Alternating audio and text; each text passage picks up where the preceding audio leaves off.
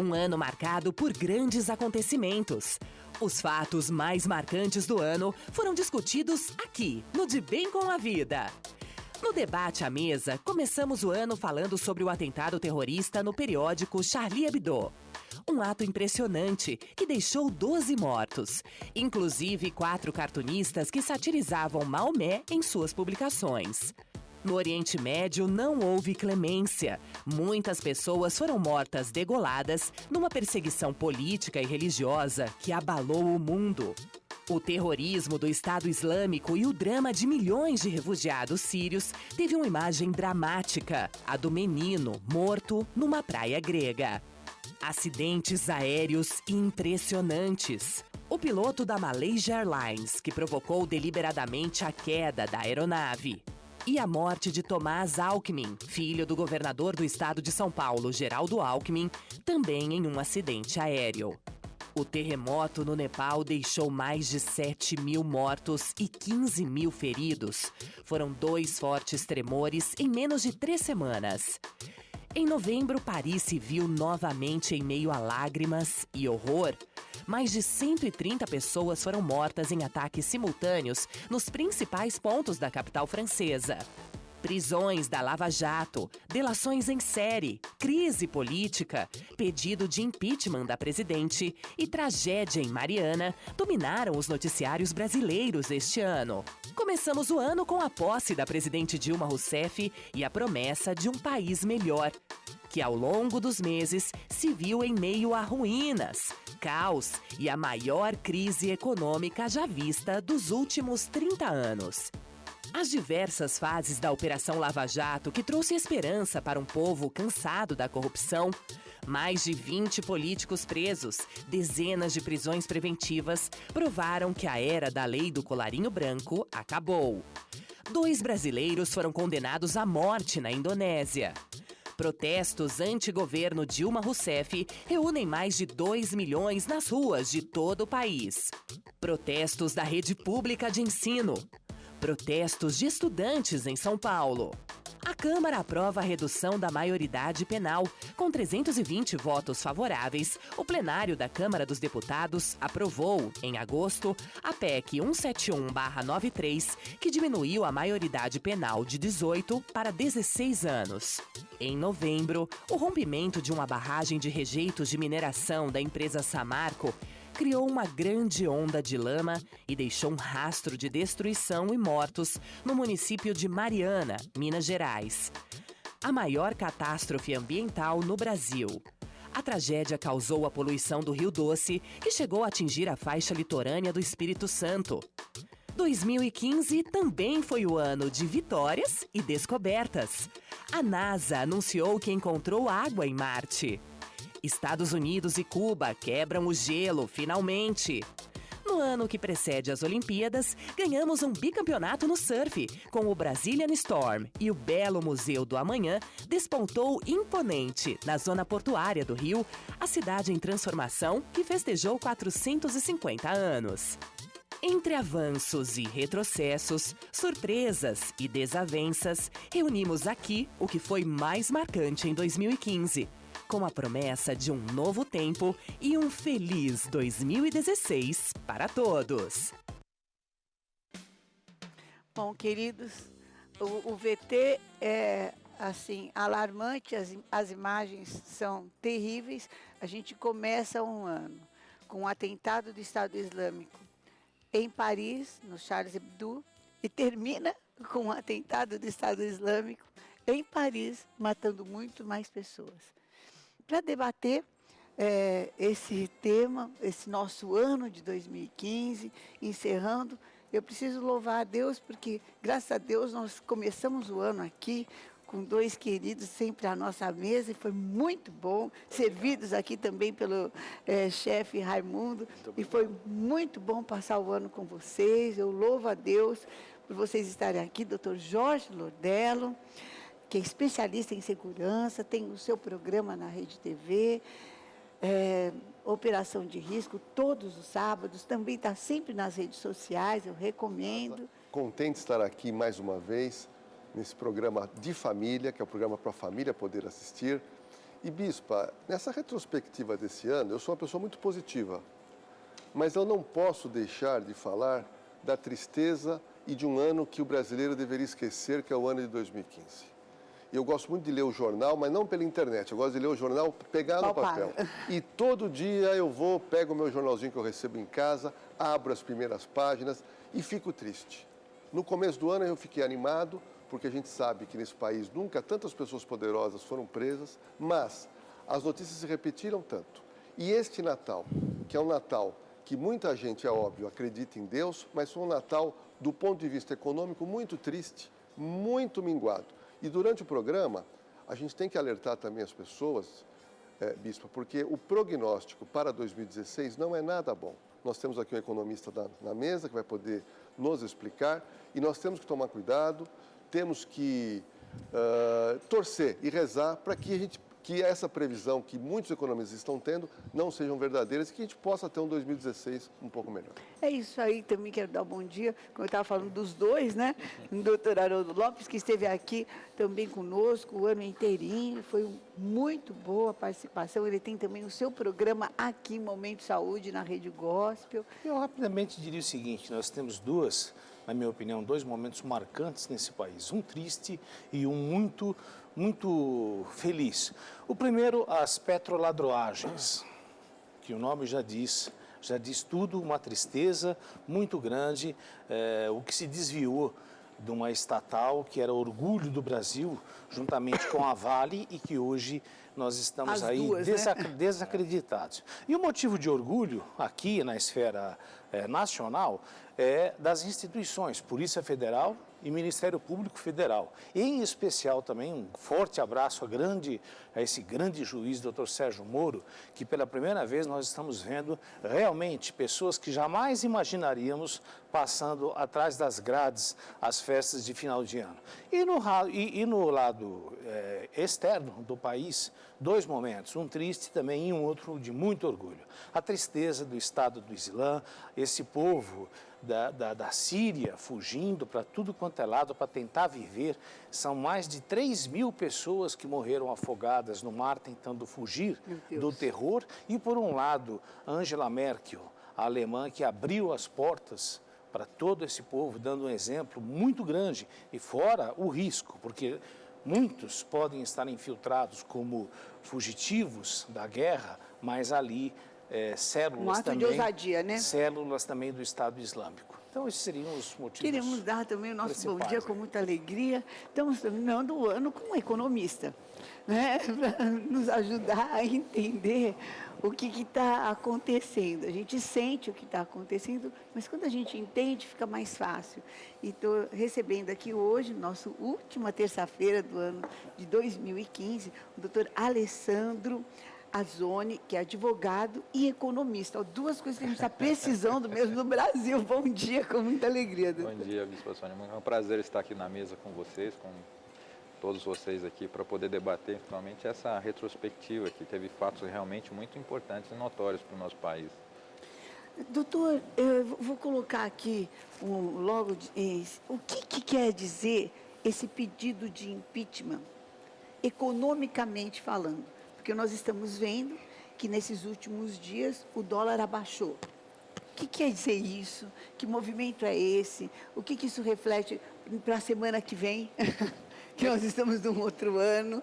Economicamente falando, foi um sinal até negativo para o governo Dilma, porque quando teve o reflexo do impeachment, geralmente você está você põe em avaliação o governo que está atual. Uhum. Então você teria dois reflexos. Um da Bolsa reagindo ao movimento contrário, caindo, o dólar subindo, significaria o quê? Significaria que o governo estaria fazendo seu plano de governo e os investidores gostariam que se mantivesse. Que mantivesse o mesmo plano de governo. Exatamente.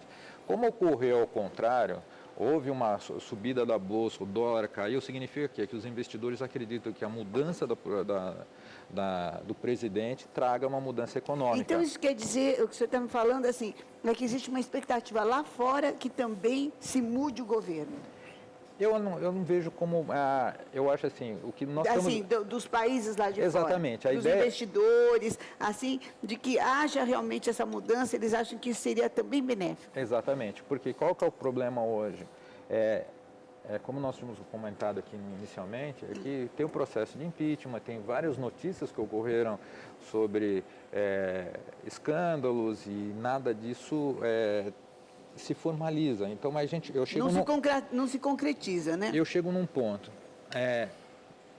Tudo bem, vamos dizer assim, a presidente Dilma fica, ou a do presidente Dilma sai. Qual que é o nosso plano de governo para 3 anos? Nós não temos. O governo, no momento nenhum, projetou um plano de governo. Ele está tentando segurar a inflação, está tentando buscar uma estabilidade econômica. Mas não oferece uma solução. Não tem um plano. Olha, fiquem comigo que eu vou fazer isso. Vai ter esse, o plano de... Na realidade, o impeachment é um processo. Tá. É um processo que pode ter como punição a cassação do mandato. Quem está em casa sabe que se você acionou a justiça de alguma maneira, você fica na sua casa esperançoso para a resolução daquela causa, ou positivamente ou negativamente. Se você ganhar aquela causa, você fala, poxa, eu posso pegar um dinheiro e fazer um investimento na minha família. Se eu não ganhar, eu vou ter que dar um outro rumo para mim. Então, a sua vida para esperando uma decisão da justiça. Nesse caso, o mercado, o empresário, o comerciante, ele quer uma definição. Então, se há um processo de impeachment, que ele fosse julgado da maneira mais célere possível. E mais rápido. Mais rápido, para que o país possa ter uma definição. Qual caminho vou tomar? Agora, eu acho que vai ficar muito difícil essa não saída da presidente, que eu acho que era a hora de ela jogar a toalha no meio do ringue, que seria muito melhor. Porque ontem eu estava assistindo ao jurista Hélio Bicudo e ele estava colocando que 65% da população quer a saída da presidente. E outra, eu não sei como é que esse ministro, o Nelson Barbosa, recém-empossado, vai fazer, que diz ele que até junho nós teríamos uma outra visão do país. Ministro, os hospitais federais do Rio de Janeiro não estão recebendo repasse. Eu acho muito Por que difícil. o Hospital Federal do Rio de Janeiro está passando por essa situação caótica de pessoas morrendo nos corredores? Sabe por quê? Porque a senhora presidente pegou dinheiro público dos bancos públicos, da Caixa, do Banco do Brasil, e agora não tem dinheiro para fazer o repasse. Economicamente, para esses como hospitais. se explica ter se aumentado o valor da cesta básica para os desempregados, de uma mesada que chega a ser até quase R$3.000 para quem não está trabalhando e tem filhos? Como se explica ter aumentado isso e ter diminuído a verba destinada, por exemplo, a aposentados, pessoas que trabalharam Pegou dinheiro o de tempo banco inteiro, público. e pessoas e os nossos hospitais, por exemplo. Economicamente, que movimento é esse, assim? Que priorização é essa? É assim, porque as contas do governo, na questão de orçamento, o governo tem como movimentá-las até uma margem de 15%. Ele pode fazer essa movimentação dentro do orçamento, é permitida. Quando se aprova a lei orçamentária, eles aprovam essa margem de manobra, porque às vezes você precisa realocar de uma área para outra. Eu vejo isso como extremamente política, entendeu? É uma questão de você priorizar. Acho que o governo, quando você fala em questão de crise, eu levo muito para a questão doméstica.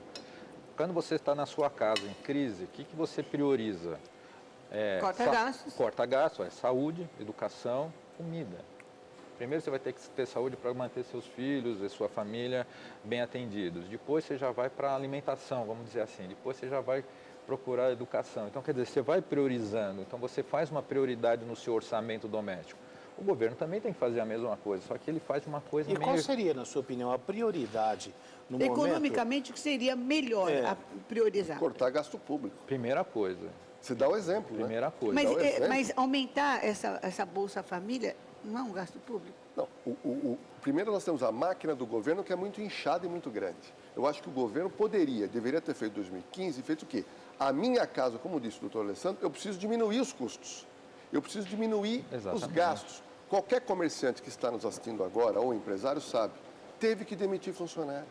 Porque não aguentava, senão a empresa ia estourar. Mas desculpa, Lordelo, interromper, mas aí é que está, na minha opinião, um dos pontos, porque disse que não existe materialidade para o impedimento. A partir do momento em que nós já não tínhamos condições e dinheiro suficiente para dar continuidade aos projetos, sejam eles principais ou não do governo, você já teria que dar uma repassada e não ficar fazendo estelionato eleitoral, mentindo e pegando dinheiro de banco público para dar essas prioridades, quando de repente, como é que eu posso fazer uma doação ou continuar uma obra se eu não tenho dinheiro no bolso? Como é que eu posso fazer isso? Agora, a melhor solução é ir pegar dinheiro do vizinho e ainda não contar dentro de casa que estou pegando dinheiro emprestado do vizinho. Quer dizer que isso sim, e outra coisa, nós não estamos falando de 2014. 2014, houve pedaladas, houve o estelionato eleitoral e 2015 também, porque 2014 não pode ser mais avaliado. Doutor. Continua ainda, eles estão usando, eles não têm aonde arrecadar. O que era diferente antigamente nos governos anteriores do Fernando Henrique, que o governo usava um mecanismo vicioso, que era a emissão de moeda. Então, acabava dinheiro, emitia moeda. Acabava dinheiro, emitia moeda. Então, por isso que a gente tinha o dinheiro naquela época perdia valor muito rápido. Uhum. Não é porque hoje, por exemplo, o nosso dólar, ele não perde valor, ele está numa questão de expectativa política. Ele continua com a mesma base, pode ter expandido um pouquinho a base, por causa deve ter expandido um pouquinho a base, mas não que coloque em risco o padrão monetário nosso. O que está tendo hoje, essa alta, baixa, é especulação, realmente. O investidor compra dólares para sair ou quando acredita, ele põe mais dólares no mercado, então eu acredito muito assim, esse mecanismo não tem mais hoje. Eu vejo muito uma questão assim de falta de estratégia em se usar o dinheiro público. Eu acho assim, essa estratégia dela aumentar um lado e diminuir o outro, em 2008 o governo Lula... Só vou dar o bom dia com muita alegria, nós estamos fazendo aqui um balanço, né? Procurando um certo balanço, né? Porque não dá para fazer um balanço em meia hora, né? Realmente, mas um esclarecimento para você do que aconteceu em 2015 e como você se preparar também para 2016, o nosso debate à mesa com o Dr. Jorge Lordelo, especialista em segurança, Dr. Haroldo Lopes, psicólogo, e hoje recebendo aqui o Dr. Alessandro Azzoni, que é advogado e economista, e ele está falando aqui do que é o dólar sobe, o dólar desce, as prioridades, as não prioridades. Ele estava colocando com muita propriedade, é que o cobertor é pequeno, né? Exatamente. O senhor cobre a cabeça, fica com os pés de fora. Cobre os pés, a cabeça fica de fora. Tem que colocar prioridades. Agora, de onde que ela está tirando esse dinheiro todo para cobrir os rombos dos hospitais no Rio de Janeiro? O problema é que ela não está tirando, nós estamos fechando, ela fez acho que saiu divulgado hoje, o maior rombo, acho que vai sair hoje divulgado, o maior rombo de todos os tempos agora. Acho que vai estourar, eu nem sei quanto foi o valor, já estava em 30 bilhões, acho que agora vai ser até mais. Ela está incorporando as pedaladas. Então, quer dizer... Agora, eu queria fazer só um detalhe. Em termos de segurança, o que é isso? Como é que faz? Em termos de segurança, eu queria mostrar para o público brasileiro o que eu chamo de sequela da violência urbana. Bispo Azzoni, eu voltei agora do Rio de Janeiro e eu estive há cerca de 4 dias num dos pontos turísticos mais frequentados, que é a Lagoa Rodrigo de Freitas, um lugar belíssimo, onde você pode andar e percorrer a lagoa. Um dos nossos cartões postais. 7.500 quilômetros. Fui lá praticar um Cooper e eu comecei a andar, correr pela lagoa e eu percebi que não tinha movimento. Era 11 horas da manhã, não tinha movimento. Rodei, quando eu parei, fui buscar uma barraquinha de água de coco, também tive dificuldade de achar uma barraca. Quando eu paro e achei, doutor Alessandro, eu comecei a conversar com o rapaz e falei assim, olha, eu estou achando o movimento muito fraco. Ele falou, olha, este ano vem caindo o movimento aqui por causa da criminalidade e piorou quando aconteceu em maio de 2015, quando um médico que mora nas localidades pegou sua bicicleta de calção e camiseta para dar uma volta de bicicleta na lagoa, onde surgiu um menor de idade, esfaqueou esse médico e matou por causa de um celular. Então ele me disse o seguinte, na visão deste rapaz que vende água de coco, ele fala, a partir daquele momento, as pessoas que frequentam a lagoa, que são os moradores ali do bairro, do Leblon, de Ipanema, estão deixando de ir frequentar um dos cartões postais do Rio de Janeiro. Uau. Com isso, Bispa, fechou-se restaurantes na Lagoa, as barracas Fechou o restaurante. Aqueles restaurantes, diminuiu o público e você faz o quê? Você perde receita, não só por causa da questão da crise econômica, mas a questão da crise de violência. De violência. Nós verificamos agora, e eu percebi que as praias do Rio estavam bem policiadas. Eu percebi isso. Só que mesmo assim, é muito bandido. E foi noticiado ontem, antes de ontem, alguns arrastões que estiveram no Rio. E isso é divulgado para o mundo. E outra coisa, para não ficar só em cima do Rio, eu queria lembrar também que São Paulo passa por uma situação não muito diferente. Talvez não na mesma proporção. Nossas ruas não estão mais escuras? É só Quem lembrar, mora aqui em São Paulo? É só lembrar o caso agora do Rony Fon. O que o Rony Fon passou aqui de novo no Morumbi. Né? E outra coisa que vem assustando é o número de pessoas querendo deixar o país em função da violência. Inclusive, a Cristina, a esposa do Rony Fon, é uma das vontades dela sair do país. Por quê? Porque não existe segurança nem ali. Né? E não existe mais horário, né? Não. Hoje um funcionário nosso foi assaltado no ponto de ônibus às 6 da manhã. Quer dizer, não tem mais horário. Porque antigamente era assim, de noite é perigoso. Agora, que hora que é seguro, doutor Ornella? Porque, na verdade, nós tivemos no país, há cerca de 10 anos, a entrada do crack. E o craqueiro, porque antigamente, quem ficava na rua? Era o bebum. Era. Hoje o bebum acabou. Hoje é o aquele embriagado que frequentava o seu bairro, que até você tinha amizade, se ajudava, aquela pessoa que era uma pessoa viciada em bebida alcoólica, que era inofensivo. Esta figura acabou, porque essa pessoa embriagada, ela partiu também para o crack e hoje fica vagando pelas ruas do Brasil cometendo crime. Alucinada, então né? não tem mais horário, como a bispa fala. Deu aquela vontade de usar drogas, não tem dinheiro? Provavelmente o funcionário aqui da rede, ele quer roubar um celular e todo mundo tem um celular. Então não tem mais horário.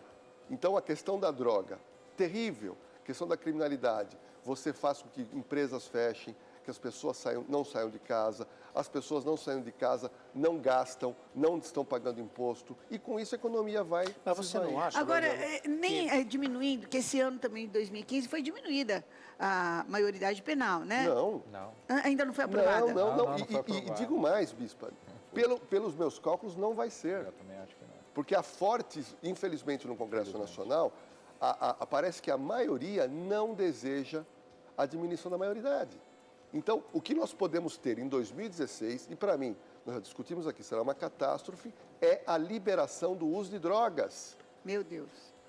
Mas eu acho, a impressão que eu tenho, gente, é que o fato marcante de 2015, e que ninguém pode negar, e que, na minha opinião, isso vai fortalecer as outras instituições, foi justamente a ação da Polícia Federal de colocar bandido de colarinho branco na cadeia. A exemplo desse, que é até brincadeira, né? Ele falou que o dinheiro não era dele, ele apenas fazia usufruto, Eduardo Cunha. Ele acertou. Primeiro que o dinheiro realmente não era dele, entendeu? E ele fazia usufruto de alguma coisa que não era dele. Mas as coisas estão se aproximando dele, estão se aproximando do cacique também. O cacique teve que... ele foi chamado como testemunha, mas as coisas estão chegando perto dele, estão chegando perto, inclusive, do senhor Lula, do filho dele, e isso está dando uma moral, na minha opinião, para a polícia, que eu tenho a impressão, bispa, que outros setores da polícia vão pegando, porque existe uma coisa que mexe muito com todo mundo, que é sair do anonimato. E eu tenho certeza que esse ano nós vamos ter uma ação policial muito mais efetiva, muito mais gente vai para a cadeia. Agora, eu concordo com o que vocês disseram aqui. Nós vamos passar um ano difícil. Não economicamente, como é que a gente enxerga? Eu vejo da seguinte maneira, eu acho assim, a crise potencializa a criminalidade. A pessoa que perde seu posto de trabalho, ela é assediada muito fácil pelo criminoso que está do lado, na casa ao lado, a pessoa começa a ficar sem renda. Essas demissões em massa, 200, 300, 1.000. Por exemplo, nós temos lá, acho que 4.000 na Baixada Santista, que vai ser fechado, e não tem emprego para 4.000. Ou as pessoas vão sair da Baixada Santista, vão migrar para outras regiões, E aquele que ficar pode ser assediado por crime. Porque Essas pessoas serão beneficiadas por uma Bolsa Família? depende se eles entram na qualificação, mas é que está. Aquele impacto econômico que a presidente está tentando pegar com a Bolsa Família foi que o Lula usou em 2008, quando teve a crise, só que o cenário era completamente diferente. Você tinha uma crise internacional, mas dentro do país estava tudo estabilizado. Você estava com um crescimento econômico, você tinha expansão do crédito, você tinha acabado de levar energia para todos, você tinha a Bolsa Família, você tinha incorporado aquelas pessoas na Previdência Rural, as pessoas que tinham... moravam no interior, não tinham direito à Previdência, tinham sido incorporados, que eu acho mais do que justo, porque você vê aquele senhor de 90... Trabalham mesmo, né? 90 e poucos anos, carpindo... O senhor que é economista, também é economista, explica pra gente. Nós já temos um rombo, a nossa dívida interna é enorme. A nossa dívida externa, nós já caímos mais um ponto, estamos entre os países em que não tem credibilidade para pagar e honrar os seus títulos. Com esse nível de desemprego que a Bispo colocou, o Lordello também, as pessoas que vão ser mandadas embora, inclusive agora janeiro e fevereiro, muita gente vai perder emprego no setor automobilístico, eletrodoméstico, muita gente vai perder emprego. Todos os setores, eu acho. Como é que o governo vai poder pagar para essas pessoas Bolsa Família, benefícios, se ele já está devendo e ele mandando gente, e o mercado perdendo, as pessoas, evidentemente, vão arrecadar menos. Se as empresas estão mandando gente embora, é porque a empresa não está produzindo. Se a empresa não produz, o governo não arrecada. Exatamente. E como é que vai pagar para essas pessoas salário, desemprego, CPMF, Bolsa Família, se nós já... CPMF. Ah, a conta vai para nós? Vai. Pelo que nós estamos verificando. E a CPMF não, mas a CPMF... CPMF passando... Mas espera aí. Usou o banco, paga. Não, mas peraí, a CPMF está claro que se vier, vai ser de novo para a saúde. Então é um outro estelionato. Já tem mudanças no texto. Já tem mudanças? Não é só para... Não é mais para a saúde? Não, já houve um leilão para parte para os municípios, parte para o Estado e uma parte para a União. Já está fracionado. Mas também como é que eu vou pagar a CPMF se eu estou desempregado? Não, mas se eu não recebo salário? Mas é isso que eu falo. Se eu não movimento dinheiro no banco, como é que eu vou pagar? Mas quem recebe paga, né? Mas está cada vez muito mais pouco. caindo. Mas eu concordo com o seu raciocínio. No momento de recessão, tudo gera uma espiral para baixo. Se você demite, aquela famosa história, o fluxo circular da renda. A família tendo renda, ela compra, comprando, a empresa produz e ela contrata mais gente. Você quebrando esse elo, ela não vai produzir, a família não vai comprar e, por sua vez, a empresa não vai contratar. Então você vai... E o comércio não vai vender. Agora, Bispo, mexer em duas coisas que mexem no bolso da dona de casa, que é o aumento da conta de luz, que foi demais. Eu tenho amigos meus que têm comércios pequenos, aquela garagem de pizza, que ele gastava R$350 de luz, está gastando 800. Lavanderia, já pensou? Então a questão da luz e a questão da gasolina. A gasolina está muito cara. No mundo inteiro a gasolina baixou. No mundo inteiro. A gasolina hoje é barata. No Brasil, a gasolina é cara para pagar as dívidas e os problemas da Petrobras. E isso mexe no bolso brasileiro, que você tem que mexer com o carro. O comerciante que tem que comprar sua fruta, os seus produtos, ele vai ter que subir o preço. Então a gente não verifica que o preço da gasolina, o doutor Alessandro pode me dizer, vai abaixar? Eu creio que não. A eletricidade vai diminuir? Eu creio que não. Agora, nós temos coisas também um pouco até mais emergentes e que eu acho que teriam um resultado um pouquinho de imediato, pelo menos para a saúde.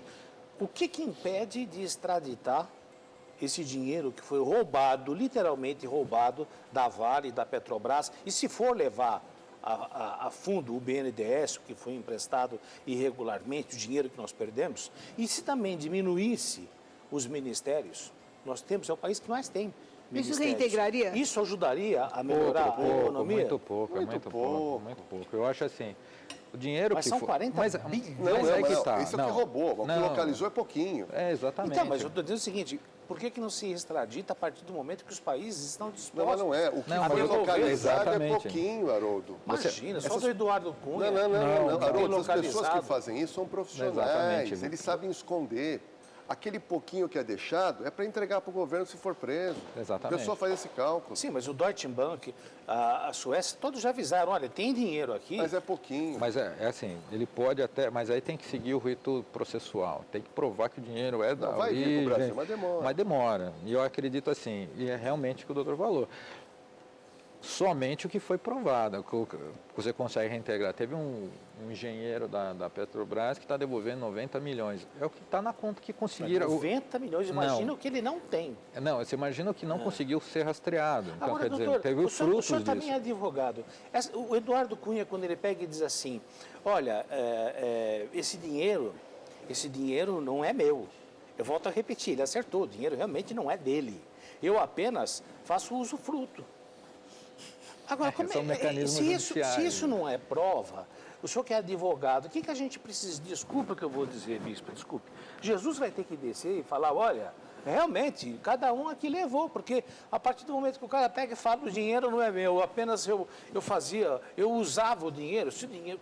Que maravilha é essa? Teve outros políticos que também falavam, quando foram pegos, que o dinheiro não era dele, ele era simplesmente beneficiário. Teve outros políticos que usavam. Mas o que é esse beneficiário? Como é que O dinheiro é de alguém, o dinheiro pode dinheiro ser. é do senhor e eu uso. Eu deixo para você, Mas porque eu gosto de você. É mais ou menos. Não, isso aí são estratégias da defesa que não vai colar, outro. Existe um processo legal. Exatamente. Acho que é uma linguagem jurídica. Mas falar alguma coisa? Acho que isso é uma linguagem jurídica. Exatamente. O juiz, que hoje não é mais juiz, que foi preso, o que aconteceu? Quando estourou o problema, logo no começo, ele deu uma justificativa. Que ele tinha um tio que era costureiro, que tinha não sei o quê, que tinha feito uma doação para ele e não tinha registrado. Falar uma coisa que pode falar o que quiser. Olha, só para encerrar. Mas no papel... Obrigada, eu já estou doutora percebendo a bispa Sônia. Eu só queria lembrá-los que a Fundação Getúlio Vargas, segundo a Fundação Getúlio Vargas, de 4% a 5% do produto interno bruto, anualmente escoa pelas mãos da corrupção. De 4% a 5%. Então, o senhor imagine... Procede, doutor. E ainda temos um problema maior. Como chama? A corrupção privada é muito mais alta. Mais elevada. O que seria corrupção privada? Só para quem está nos ouvindo. Vamos dizer assim, sabe aquela... Para você, dono de casa, entender, sabe aquela quando o guarda te para multar e você fala, dá para resolver? Você dá uns R$50 para se livrar da multa? Então já virou cultural. Então. Exatamente. A empresa, quando vai um fiscal, ela já acerta com o fiscal para não ser multada. Isso já é corrupção privada. Isso é cultural. Então, a corrupção privada hoje... A nossa educação tem o mesmo percentual. Cerca de 5% do produto interno bruto é voltado para a educação. Queridos, por aí vocês vejam quanto que é. Eu estou vendo assim que a saída corrupção. realmente é a gente buscar a Deus e pedir mesmo que Deus oriente e nos ajude a ter planos que sejam dignos de mostrar algum tipo de solução. Eu acho que falta muita fé nessas pessoas. Elas não são... Acho que falta essa parte de consciência humana. Do outro, né? Exatamente, de ver um outro. Você está lá numa função administrativa, você está na parte de administrar um bem. Por isso que eu acho que a corrupção devia ser um crime hediondo, porque o fato de você roubar desviar uma verba, você deixa crianças sem comer, família sem hospital, eu acho que é um crime como um latrocínio, como outra coisa. Porque você está matando tanto quanto. E com E até maior, também. eu acho. Porque você não tem nenhuma noção do outro. Quem faz isso é perverso. É perverso. É perverso. Então é uma pessoa que realmente ela perdeu toda a noção do outro. Exatamente. Não tem a visão do próximo. Não tem a visão do próximo. Não, então são pessoas psicopatas, né? Exatamente. Bom, doutor Jorge Lordello. Bispo, eu queria deixar um recado para o público, que eu acho o seguinte: os países que deram certo, eles fazem 3 coisas com muito fervor. Primeiro, família. Apegue-se à sua família.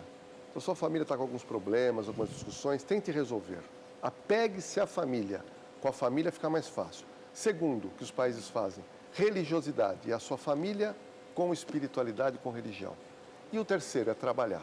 Eu acho que o brasileiro em 2016 vai ter que levantar mais cedo, tem que dormir mais tarde, para a gente poder vencer esses problemas. Então é só com trabalho, é só com família e é só com Deus no coração que a gente vai poder contornar, cada um na sua família, essa crise.